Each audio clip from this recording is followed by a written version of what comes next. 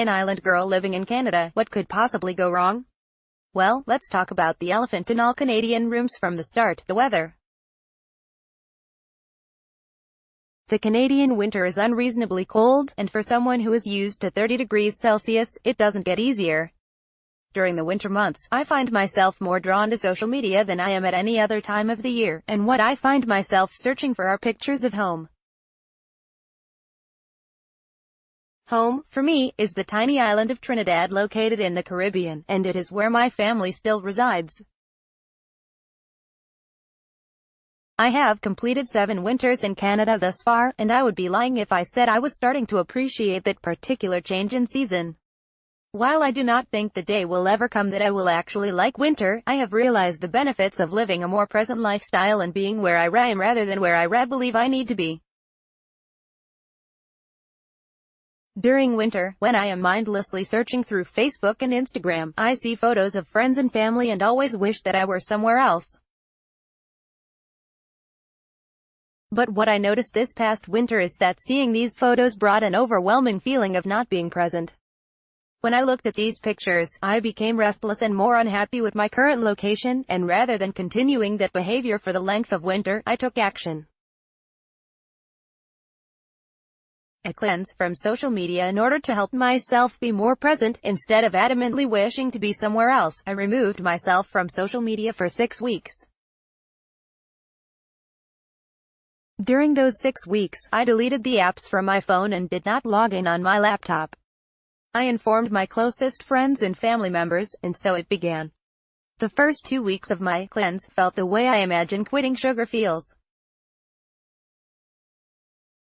During those 2 weeks, I thought about social media more than I ever have, and it felt as though that withdrawal period would last for the entire duration of the cleanse.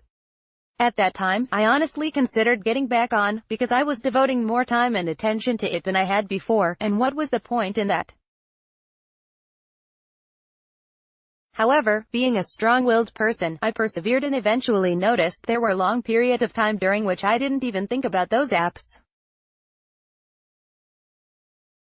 Coming up to the 3-week mark was when the magic happened, and I stopped caring about what was happening back home and focused on where I was and who I was with. I am not sure whether ridding myself of social media for those 6 weeks helped me cope with winter any better, but what it did help me do was stop wishing I were somewhere else. Yes, I still got pictures from my family members, and of course the message I sent back was always, "Wish I was there," but it didn't hold the same longing as it did in previous winters.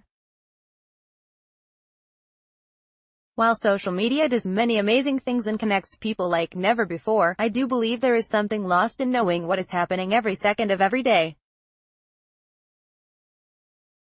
The urge to go out and discover things on your own is not as prevalent as it once was, and this was definitely a factor in my decision. Having a conversation with friends and family without knowing everything they had done and who they were with last weekend gave a new dimension to my conversations, as there was far more to catch up on. Stimuli are everywhere. Becoming present is something I have needed to work on for the past few winters, as they all followed the same theme of willing myself to be in a warmer place. During this challenge of being present, even when times were tough and I wished myself anywhere else, I came out stronger. Being present is difficult, especially for this generation, as there are stimuli everywhere. From interactive advertisements to social media platforms, there is always something engaging us. The constant expectation of being entertained made it difficult, at first, to remind myself that there are things I enjoy that don't involve screens. This challenge gave me more free time, and I rediscovered my love for drawing and other indoor activities. It was still winter. I am extremely happy with my decision to temporarily break my ties with social media, and know that I am now better able to give my attention and time to the people I am with.